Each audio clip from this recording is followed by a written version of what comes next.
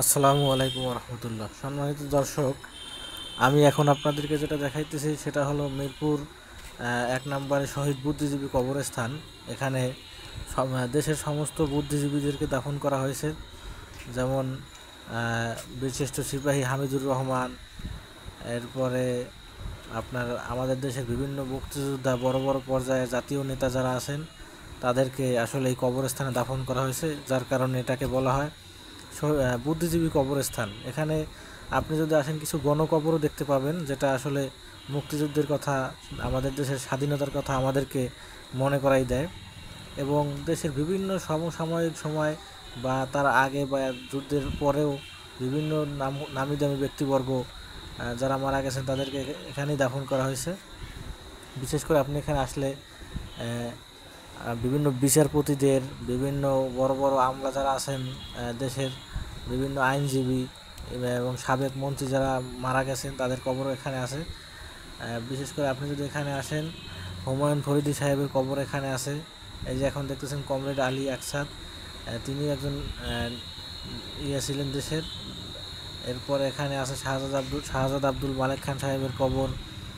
এখানে আছে কবি আল মাহমুদ সাহেবের কবর। এরকম আর অসংখ্য।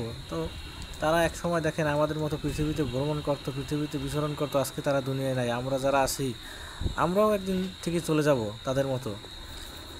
তো আরও এটা এখন যেটা দেখতে পাচ্ছেন সেটা হলো আব্দুল গাফফার চৌধুরী সাহেবের কবর। যে গানটা যে লিখছিল যে আমার ভাইয়ের রক্ত রাঙানো 21শে ফেব্রুয়ারি, আমি কি তা বলিতে পারি, তো তার কবর হলো এটা। তো এখানে দেখানোর কিছুই নাই, জাস্ট আমি আপনাদেরকে এটাই বলবো, যে একটা মেসেজ দেবো যে আমরা যারা আছি একটু দুনিয়াতে ভালো কাজ করার চেষ্টা করি, সত্যের পথে থাকার চেষ্টা করি, কারণ আমরাও একদিন দুনিয়া ছেড়ে চলে যাব। এভাবে আমাদের এরকম কবর হবে, পড়ে থাকবে বছরের পর বছর, যুগের পর যুগ, মাসের পর মাস। কেউ আসবে না এখানে। এই যে কবরগুলো দেখতেছেন, কেউ কিন্তু এখানে আসে না, অথচ তারা একসময় কতই না ক্ষমতাশালী প্রভাবশালী লোক ছিল।